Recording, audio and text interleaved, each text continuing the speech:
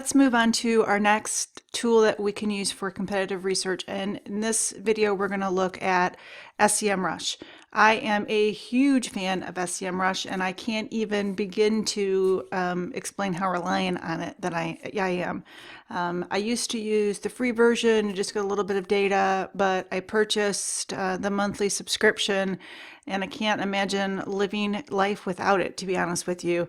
It just has so much wonderful information. It's presented in a very easy to digest manner, and it offers really, really good reports that have saved me hours of time when I'm performing and working on a SEO project for a client.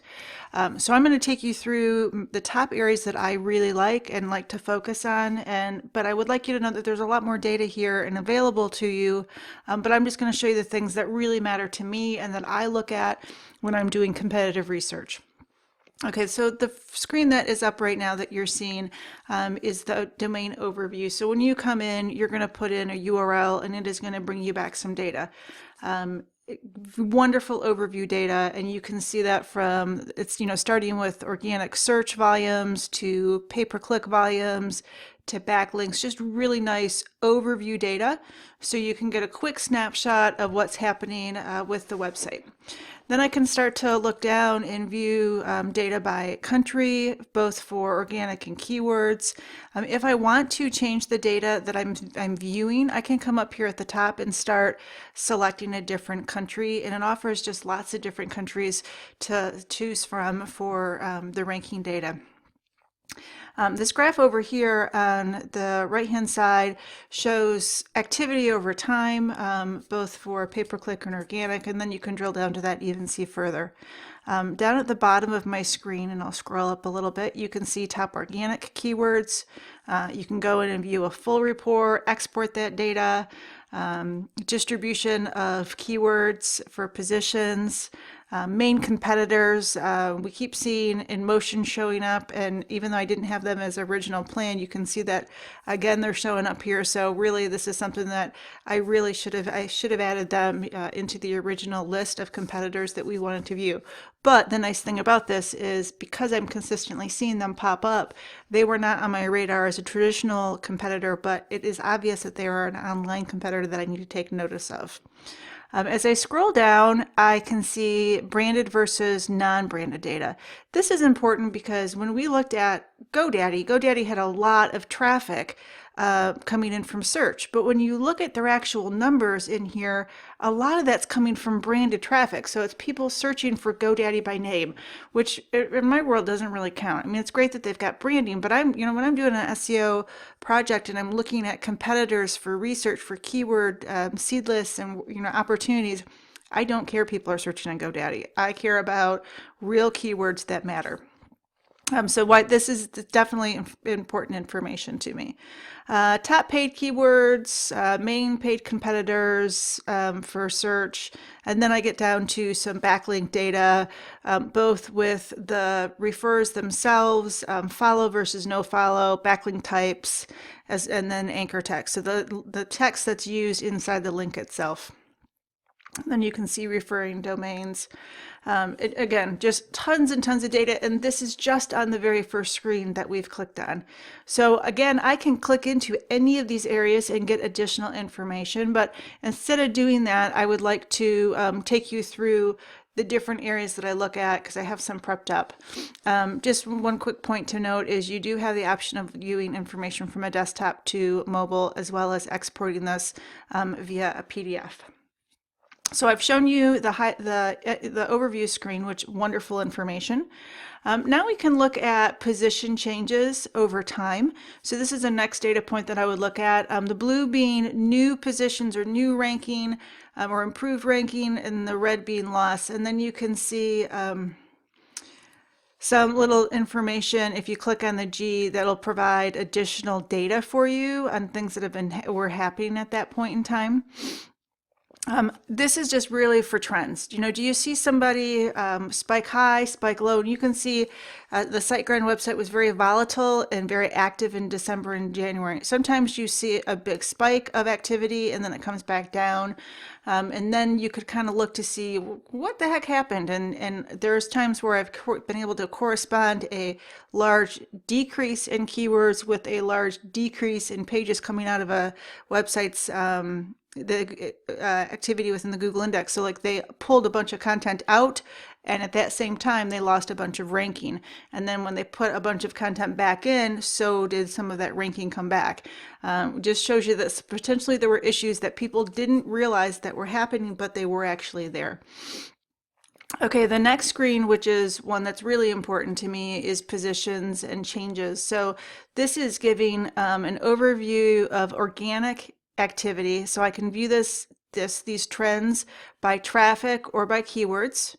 And I can change from 2 years to 6 months or any type of time frame that I would like. I can also see the breakout between like featured snippets and knowledge graph, and which is good data points because when I was viewing this for all of the competitors, I could see that I think it was WP Engine had a lot of knowledge graph activity. And knowledge graph is and featured snippets are those things that show up differently in the search engine results, and so they naturally just draw someone's attention to them, and they can be positioned as part of the results or at the top of the search engine results page. But it helps with click-through rates, it helps with branding. So and the knowledge graph is becoming more and more important with voice search. So definitely something to keep on the radar, and that's a reason why, or one of the reasons why SEMrush is showing us this data. So now I can kind of scroll down and I can see some of the most important keywords that SEMrush believes are pertaining to this domain. I can see the word, the position, and if it's changed at all, the volume, the keyword difficulty, so how hard it is to rank on that specific keyword, cost per click for it. So if you look at web hosting, that was one that we could tell through other activity that SiteGround is trying to position themselves for. They're currently at position 11, which is the top of page 2 in Google. It's got a lot of traffic, but they're not going to get a lot of visibility for it because they're not on page 1, and so that you lose a lot of visibility with that. But WordPress tutorials, they're number 2 in Google, and that's got decent traffic of 9,000 searches per month. So that would be a very good keyword for them. And if you want to figure out where that lies on their website, you've got the URL right here that you can open and review more closer. Some additional information, the results, how many results in Google pertain to that actual phrase, and trends for activity. Just better information that you didn't have before. It allows you to make better decisions, and all in the effort of building a potential key list for you to be able to utilize in your SEO plan, as well as allowing yourself to structure maybe improvements with your existing content, writing new content, or abandoning content because you realize it's way more competitive than you ever thought and you're going to have a difficult time trying to rank on it. But I just really, really love this. And if I wanted to say, okay, no, really, I just want to see this and how it relates to WordPress, I could do that. And it will actually give me an updated list and just show me all of those phrases that pertain to WordPress. As expected, the WordPress tutorial would stay at the top, but now we get to see other things like WordPress themes. They're actually ranking number 13. And they're not really a provider of themes. So, that's an interesting data point. Okay, so moving on to some other information that we have available in SEMrush. So we looked at top keywords. Now we can see top pages for a given site. And I love this for both my own site as well as looking at competitors, because you get to see not just the top URLs, but you get to see how many keywords are associated to that URL. So there's over 1,600 potential keywords that could be ranking and could be matched up to this specific URL. Such powerful information when you start getting more and more in depth into this type of data. And so I could click on it and I can get additional information just for this specific URL. And now I can see top keywords for this URL, and I could view a full report, and I can continue to go down that rabbit hole of data, which is wonderful when this is one of your the potential keywords that you really want to focus on. The thing that you have to be careful is you don't want to lose an entire day of living inside SEMrush, and you really could. I mean, you just saw that I clicked on a couple of items within here, and I went from seeing SiteGround's top pages to some phrases for that top pages to a ton of phrases, and now I can see where all that they might be ranking.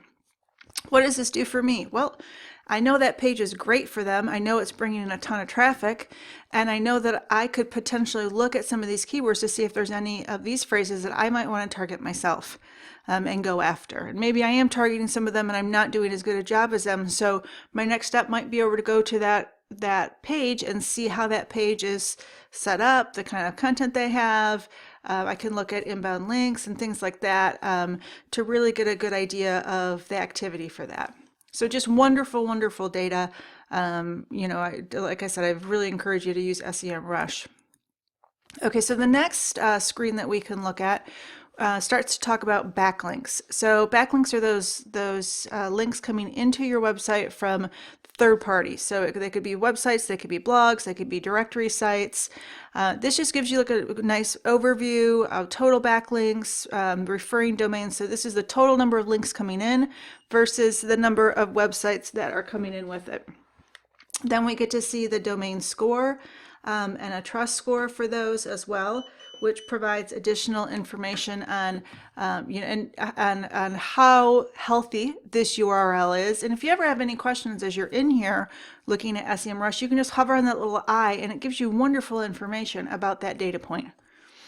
Okay, now we can see below here how links may have come and gone over time, which is wonderful. You can see the 3 months, you can see a year, or you can go to all time. Next, what's the breakout of those links? Is it text versus an image versus a form or a frame? What about follow versus no follow? A lot of times follow are natural links, no follows might be ads or affiliate links. What's the distribution between the different types of extensions, .gov versus edu, versus org, etc. And then we look at the countries so you can see what countries are most linking in. And then down here we can see some anchor text. So this is important if both for understanding how they might be ranking in certain areas and if there's any potential future complications with their ranking. Google's definitely changed how they view these anchor texts coming in with the backlinks, and they're getting more and more protective of them. We noticed that Joomla templates early on in our research of SiteGround, they were ranking well for that. It was one of their top keywords. Well, we can see that they've got a lot of inbound links coming with that phrase, which can help contribute to that ranking. Same thing for web hosting. They have been targeting that with keywords with their homepage, and now we see that they're using that phrase for inbound links. Then you can see some other ones over here with WordPress hosting, etc. But great information, and then you can continue to drill down and look at things even more granular and see additional details on those backlinks to see actually the links themselves. Now this is really going down the rabbit hole because now you're starting to get just oodles and oodles of data. But if you are working on your site and you need to really increase your backlinks, these might be good sources of places you could try to position activity for your own site. Okay, so another screen that I love is this traffic analysis. I love this one. I've collected data and put it on the template that I have available. The reason I love it so much is it provides wonderful data that you can't get really anywhere else. So, for example, I get to see what SEMrush believes to be their total visits, how many unique visitors are coming. So this is the total times people have came, but how many individual people are actually coming? How many pages do they view per visit? What's the average time? What's the bounce rate? Bounce rate, you want a lower bounce rate, not a higher bounce rate. And then you can start seeing this change, over time.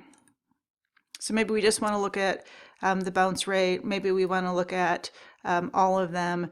Here's some things where this would take into account, and especially if this is your website, you're looking at the bounce rate. So maybe all of a sudden your bounce rate completely shifted. Either it went really down or it went really high. Was it attributed to a design change that you did? Did you change hosting companies? Did performance go down? Have you had other issues? These are signals that you should research something, that, the activity of your website, and really kind of drill into what could be the problem causing it. Or if it's an increase, kudos to your design team for making sure that your website just became much more usable and people are staying on that site. Some additional information, traffic sources. I love to see this because I want to see what the breakout is. Where are people getting their traffic from? What is the breakout with search versus referral? Referral could be other websites or blogs, versus social media like Facebook or LinkedIn or Twitter, or direct. They're actually typing in the URL and just coming right in. I want to see this. We'd like to see a natural distribution of this, so that it's not all dominated in one area versus the other. But the important thing here is you're going to see some variances with competitors, and somebody might have really strong referrals coming in and lots and lots of traffic, or very strong social media. And if that's the case, you want to see what the heck they're doing to see if you can kind of model after that and increase your own activity. As we move over, this is giving us additional details on those areas. So we have referring sites. Here's the websites that are sending traffic over.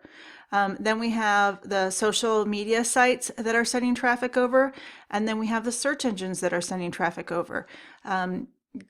DuckDuckGo is one that is gaining popularity.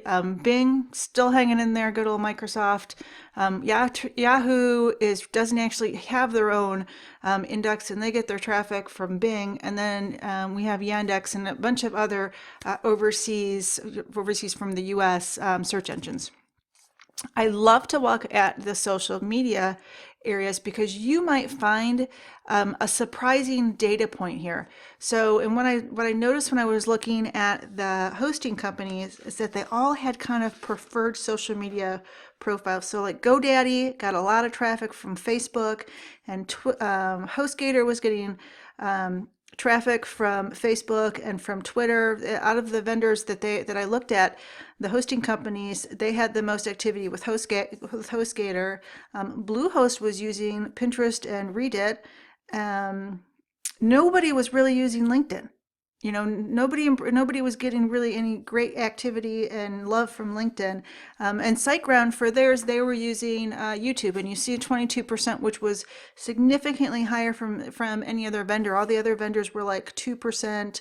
HostGator had 11%, but still it was far behind, and you could just kind of see where they're spending their time and their efforts by looking at some of these numbers. Is it absolute? No, but it gives you an idea of where you could get some additional details and kind of drill yourself further in to find additional data points.